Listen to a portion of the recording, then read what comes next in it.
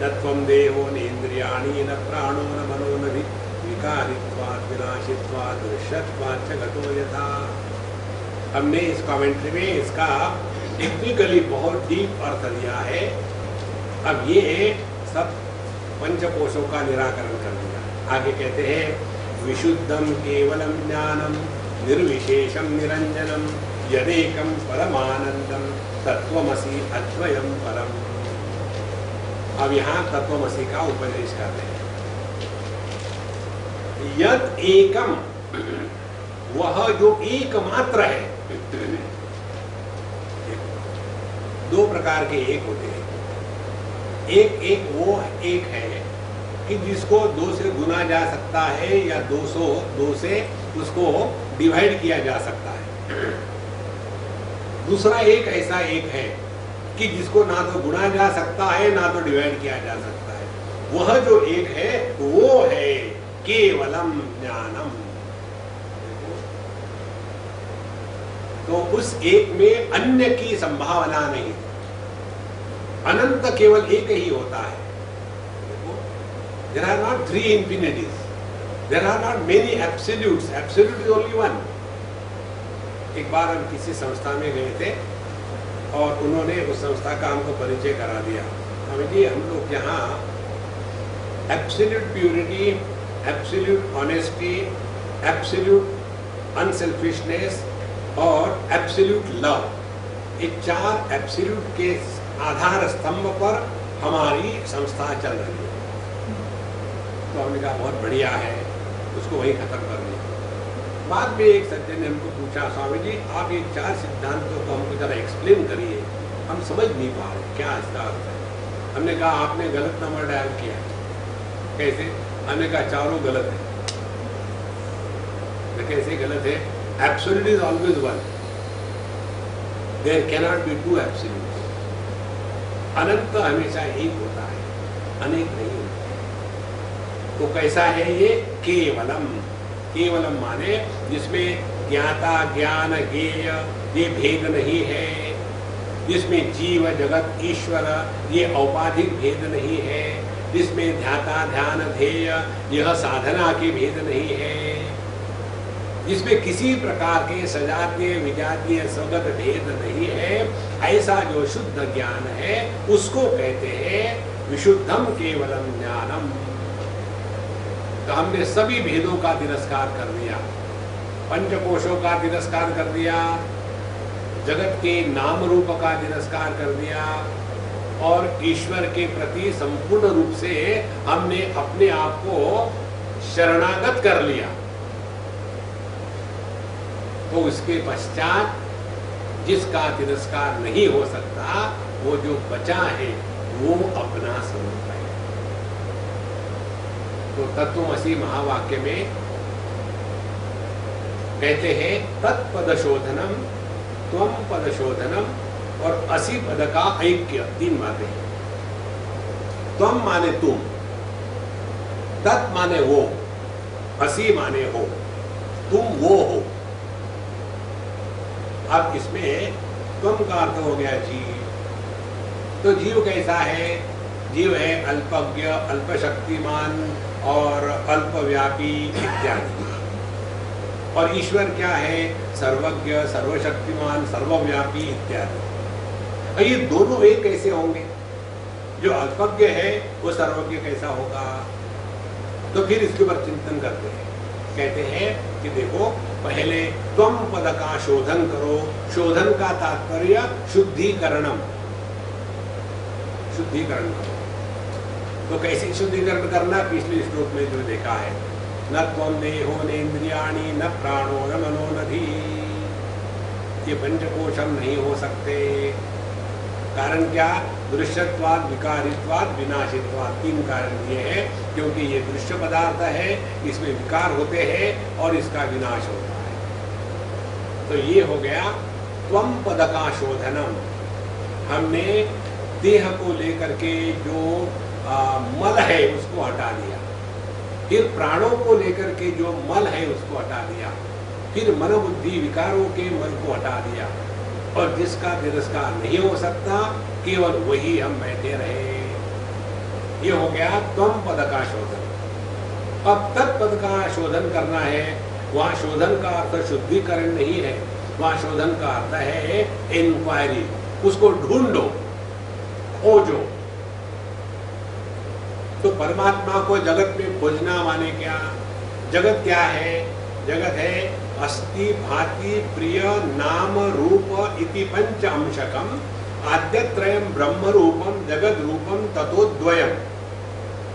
तो इस जगत में दो भाग है, एक है सच्चिदानंद और दूसरा है नाम रूप। जहां हमने नाम रूप का तिरस्कार किया वहां हमने परमात्मा को पा लिया है। जगत को हम केवल इन्हीं दो मार्गों से देखते हैं, जगत का नाम क्या है और रूप क्या है। और इसीलिए जहां भी आप चले जाओ, किसी भी तीर्थ क्षेत्र पर, इन्हीं दोनों का महात्मा आपको दिखेगा। अपना स्टैचू बना कर रखेंगे जिंदा है तब भी, और फिर स्वयं ही जाकर के अपने ही स्टैचू का अनावरण करेंगे, फिर स्वयं ही अपने स्टैचू को माला पहनाएंगे, फिर स्वयं ही अपने स्टैचू का नमस्कार करेंगे, और फिर स्वयं ही अपने स्टैचू की आरती करेंगे। यही तो है माया। माया और कुछ नहीं है। भगवान की माया का साक्षात स्वरूप, क्योंकि रूपमय हूं। हमको यदि विवेकानंद का स्मरण करना है तो हमारे सामने विवेकानंद का रूप आ जाता है। महात्मा गांधी का स्मरण करना है, बूढ़ा हो। विवेकानंद ने जिस तत्व की बात करी है उसका स्मरण नहीं आता। महात्मा गांधी ने जिस अहिंसा की बात करी है उसका स्मरण नहीं आता, क्योंकि हमारा मन नाम रूप में इतना फंसा हुआ है। यही जगत है जहां हमने अपने बुद्धि से नाम रूप का तिरस्कार कर दिया, ईश्वर को हमने ढूंढ लिया है, खो लिया है। और जो ईश्वरी जगत का निर्माता इत्यादि है, उस ईश्वर के प्रति खो जाना है, खोजना नहीं है। भगवान की खोज तब पूरी होती है जब हम खो जाते हैं तब। दैवी हेषा गुणमयी मम माया दुरित्यया मामेव ये प्रपद्यन्ते माया मेताम तरन्ति ते। भगवान कहते हैं मेरी माया दैवी बहुत ही कठिन है, इसको पार करके जाना, क्योंकि गुणमयी है, वो बांध के रखने वाली है। तो फिर करें क्या महाराज? माम एव ये प्रपद्यन्ते, एक ही उपाय है। एव माने एकमात्र उपाय है। और उपाय क्या है? माम एव ये प्रपद्यन्ते, जो मेरी शरण में आते हैं वही इस माया के द्वारा प्रभावित नहीं होते। तो तत्पद की साधना में भक्ति का महात्म्य और त्वम पद की साधना में वेदांत का अपने पर प्रयोग, इन दोनों का जब समन्वय हो जाता है तब जाकर के पता चलता है कि जिसने पंचकोशों की उपाधि को धारण करके जीव का नाटक कर रहा है, जिसने नाम रूप की उपाधि को धारण करके जगत बन चुका है, और जो माया की उपाधि को धारण करके इस जगत का निर्माता बना है, वो एक ही है। एक ही तीन उपाधियों के कारण तीन प्रकार से प्रतीत हो रहा है। जैसे एक ही आदमी पिता की उपाधि से पुत्र, पत्नी की उपाधि से पति और पुत्र की उपाधि से पिता बनता है, लेकिन होता एक ही है। इसी प्रकार से एक ही तत्व जीव जगत ईश्वर के रूप में अनेकता में प्रकट हो रहा है औपाधिक दृष्टि से। इन सब का जो अधिष्ठान है एकमात्र है। सूर्य और पृथ्वी की उपाधि को धारण करके आकाश को पूर्व कहते हैं, पूर्व के उपाधि को धारण करके उसी आकाश को पश्चिम कहते हैं। इन दो उपाधियों को धारण करके उसी आकाश को उत्तर और दक्षिण कहते हैं, आग्नेय नैऋत्य कहते हैं, वायव्य ईशान्य कहते हैं, ऊपर नीचे कहते हैं। लेकिन इतने सारे 10 नाम देने के बाद भी आकाश एकमात्र है।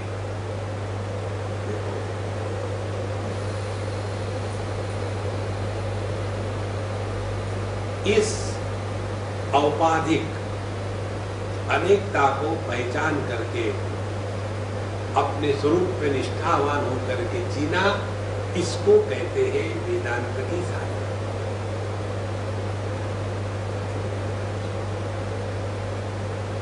इसमें ना तो घंटियां बजानी है, ना तो प्रसाद बांटना है,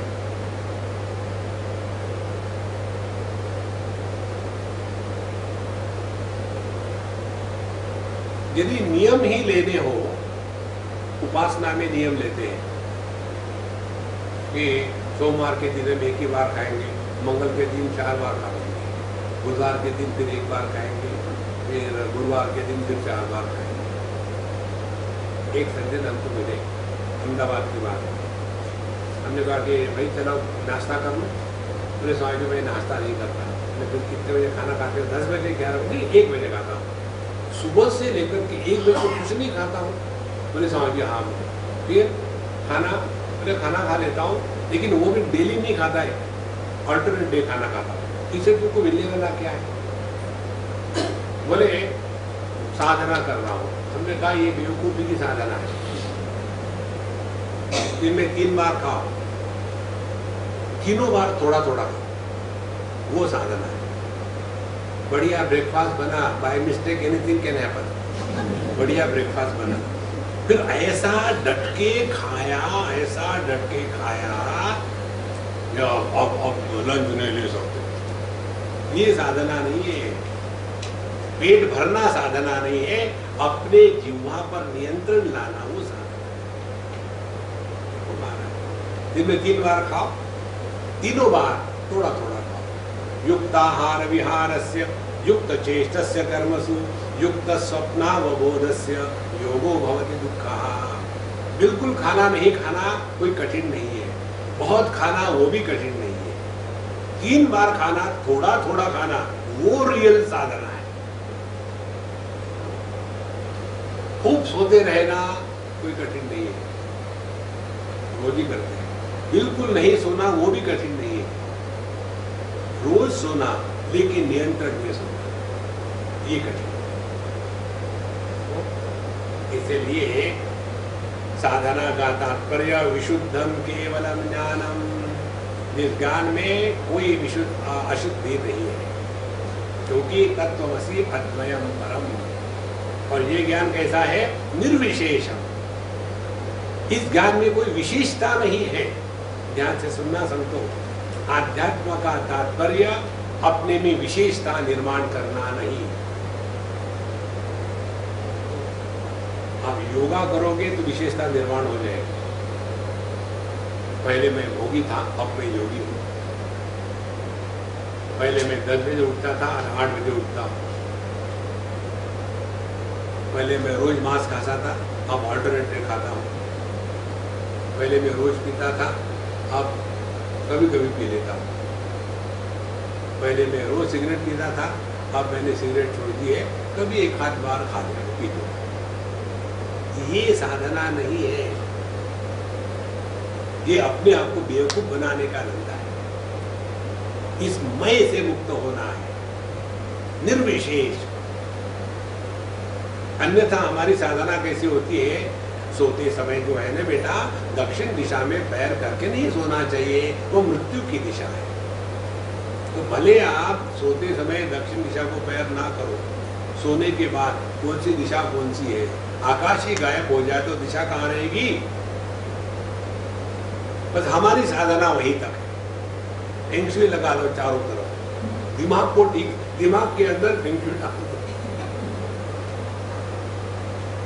देखो संतो, इसीलिए निर्विशेषम, आध्यात्म का तात्पर्य विशेषता निर्माण करना नहीं। सभी विशेषताओं का त्याग कर दिया। अभी हमारे सर पर कितनी विशेषताओं का बोझा है। हम स्त्री है, पुरुष है, पढ़े लिखे है, अनपढ़ है, अमीर है, गरीब है, पति है, पत्नी है, सास है, बहू है, एक और स्पिरिचुअल हो गए आज, एक और हो जाए। निर्विशेषम, कोई विशेष नहीं। आध्यात्मिक जीवन ऐसा होना चाहिए कि किसी को पता तक न चले कि हम साधना कर रहे हैं। देखो, नहीं तो सबके सामने, सडनली आवाज बड़ा हो गया, नहीं तो सबके सामने आप ही चले जाओ वहां, उसको क्यों भेजा वहां? उसको बोलना जो भी चला जाए, अच्छा खासा चल रहा था, क्यों चेक कर सकते? वैसे लोग सुनते रहे।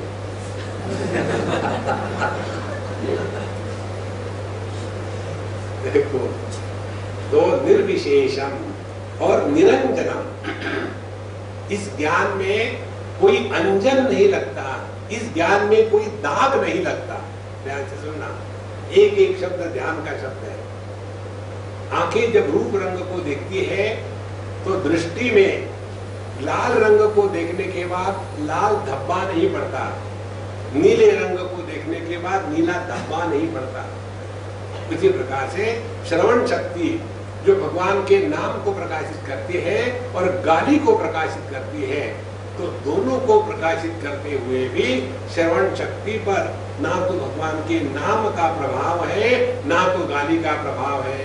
इसी प्रकार से मन, इसमें अच्छे भी विचार आते हैं, बुरे भी विचार आते हैं, दोनों के द्वारा मन प्रभावित नहीं होता। ये वास्तविकता है, कुछ करना नहीं है।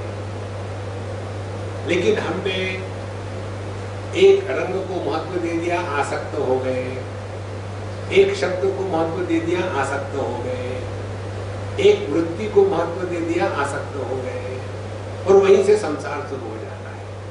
इसीलिए निरंजनम ये समझना है कि हम पर किसी भी चीज का कोई प्रभाव नहीं। जागृत अवस्था आके चली जाती है, हम ज्यों के त्यों। स्वप्नावस्था आके चली जाती है, हम ज्यों के त्यों। सुषुप्ति अवस्था आके चली जाती है, हम ज्यों के त्यों। समाधि लग के टूट जाती है, हम नहीं टूटते। ये अनुभव मालूम है कैसा है? जैसे एक्वेरियम में उदाहरण के लिए पानी है, उस पानी में 2-4 मछलियां हैं, तो मछलियां जब घूमेगी इधर उधर में तो उसके कारण पानी को गुदगुदी नहीं होती। उसमें 2-4 मछलियां और डाल दो तो पानी को बोझा नहीं होता। उसमें से सभी मछलियों को निकाल डालो तो पानी को कोई हानि नहीं होती। इसी प्रकार से ये 4 प्रकार की मछलियां, जागृत, स्वप्न, सुषुप्ति, समाधि, ये रहे ना रहे, इस चिदाकाश में इसका कोई प्रभाव नहीं। निरंजन